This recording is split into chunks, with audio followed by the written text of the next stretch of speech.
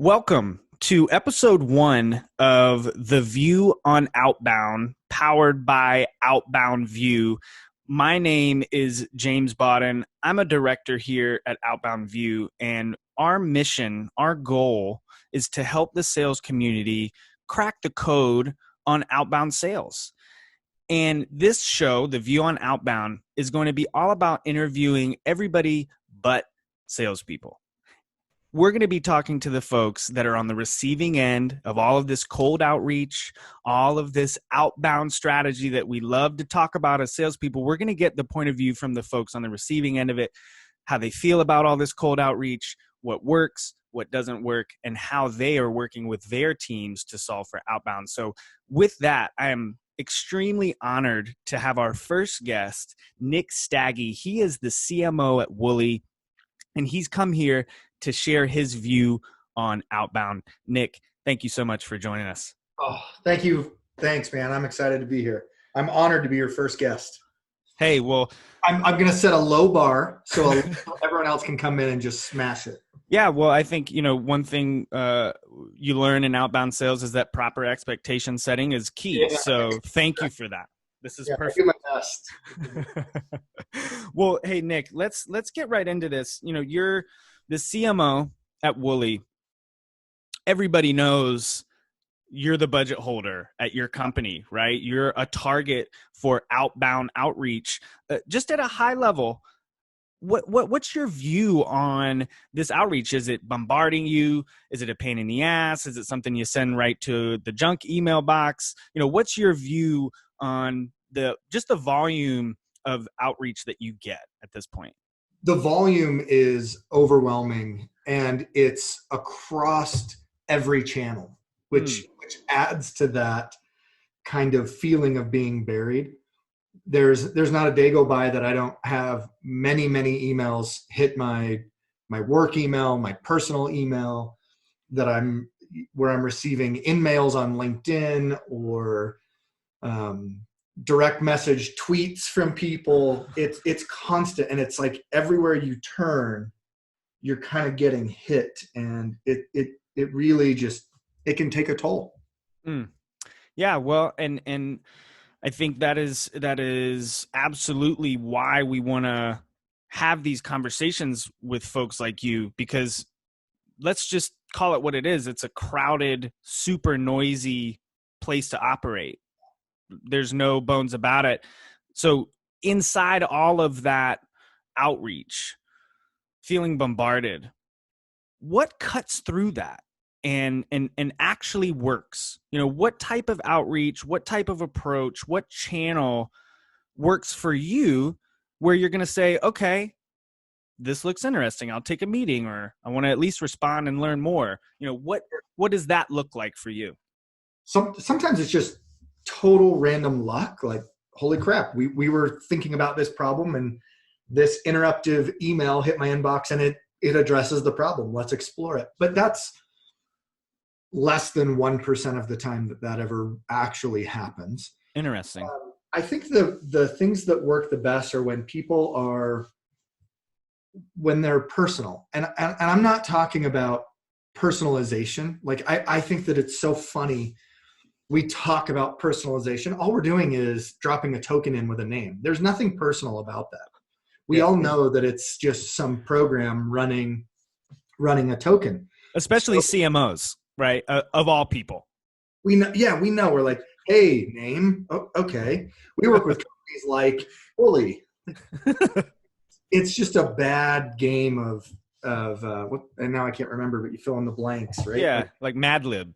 It's a bad game on Mad Lib. So for me, what works is when it's actually personal, when it's real, and not being a kiss ass, but you sent a LinkedIn message to me. We've been connected on LinkedIn for I don't know how long, but a long time. And you sent a message to me that was a personalized, like legitimately personal email. Nick, I know what you're doing at Wooley. This is what I'm doing. This is why I think there's a connection. Do you want to talk? Do you want to have a conversation? That was so refreshing. And I think I saw it, and within 2 minutes, we had scheduled a time to talk. So if you can get personal. But that works, but it requires you take time.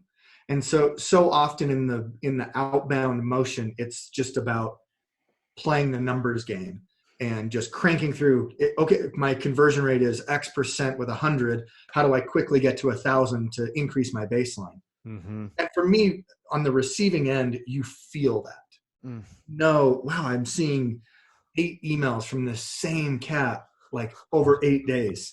They're just trying to juice their numbers. This is terrible. Yeah. So instead, take the time and get personal and get real. That is so helpful. To speak to that even further, I can't remember the last time I responded to an email that hit my inbox. But I do respond to them when they come across on LinkedIn and they're done in a really personal, human way, because it's easy for me to just click in and see like, oh, what's James's background? Where's he from? What's his activity like on LinkedIn? Is he just a troll, or is he actually someone who's here to help? Mm-hmm. It allows me to do a little bit of background before I have to respond, where email doesn't provide that all the time. So I like the human side of things. Yeah. What do you think? How does the phone play into that? Do you get a lot of cold calls, and are the cold calls you're getting human? Right. I mean, so for probably 10 years, I haven't had a phone at my desk. Yeah. I don't have a company phone. Yeah. And if you were to call my voicemail, or if you were to call my phone, unless you're like on my auto dial, my speed list, you're going to get punched to a voicemail, and my voicemail says, hang up and send me a text message. I don't answer because I don't want to have that awkward exchange. People that are doing auto dialers or, spam, they're not going to text. So it instantly weeds out the crap for me. Yeah. Yeah. No, I mean, and I think that is such valuable insight and advice, because there are just certain channels that are just never going to work for certain people. Right. Like, you're never going to pick up the phone. There's some rep out there that thinks that they've got your direct number. They've gone through and gotten a validated number, and they know it's you, and they're going to hit that phone, when in reality, there's a whole other channel that's going to work for them, which just goes towards this whole mantra of it's got to be multi-channel. You've got to be experimenting with who picks up the phone, who responds to emails, who responds to LinkedIn messages, just to cover your bases. Yeah. And I think that's so interesting. Now, the timing piece, the luck part, I think is an interesting piece too, because as living in outbound sales, that's often the hardest variable to solve for is timing, right? There's all these things we try to do to try and get a better idea before we even reached out. Oh, these people might be more interested than this next person, so it might be a better use of my time to reach out to this person. And it's so interesting to hear that it's such a small percentage of that is what factors into, outreach that converts into some sort of interaction and meaningful conversation. So maybe it's not as big of a puzzle that we need to solve as outbound salespeople and spend all this time trying to get fancy with solving for timing, when in reality, sounds like we just need to be diligent, do our research, and be a little bit more human, right? And show up consistently. Well, and I think that's it. If you show up consistently and you're adding value and you're building community, then when the time is right, they will reach out to you. And I know that sounds a little field of dreams, like you build it and they'll come, but it's the truth. If I needed support on an outbound sales motion, and I was looking at hiring outside of my organization for that, because of the community that you've built, because of the persona that you have created, you wouldn't need to reach out to me. I would come to you. Mm-hmm. And I think that's really valuable. LinkedIn is not just something for outbound to run Sales Navigator and InMail through, right? It's like, come on, and I try to work with our outbound team on this. Build your own personal brand. At Wooley, 60 to 70% of our leads come inbound via LinkedIn. That's an honest statement. And if you go read my LinkedIn posts or Scott, our founders, we don't really talk about Wooley. Yeah. We talk about the realities of commerce. We talk about things that we're facing in the world today. And people are coming to us because to your point, we're consistently showing up. We're trying to add value, and we're just being human, and we're being real. And there's something that is appealing to that. So I think a good outbound strategy is to build your own personal brand and to build a community around that, and do so in a way that is not about selling, but it's about adding value. The sales will come. Yeah. Yeah. And again, LinkedIn is just one channel, right? You've still got these other channels you can explore and experiment with. But when it comes to LinkedIn, don't treat it like an email sequencing tool, right? It's best used in a very different way. You know, the long game, the long-term kind of community building approach. Let's talk about what you guys are doing at Wooley. Familiarize folks that are watching this with kind of overall what you do at Wooley, but then what you're doing and how you're helping your sales team to solve this outbound puzzle. Yeah, sure. So at Wooley, we believe that everyone is an influencer.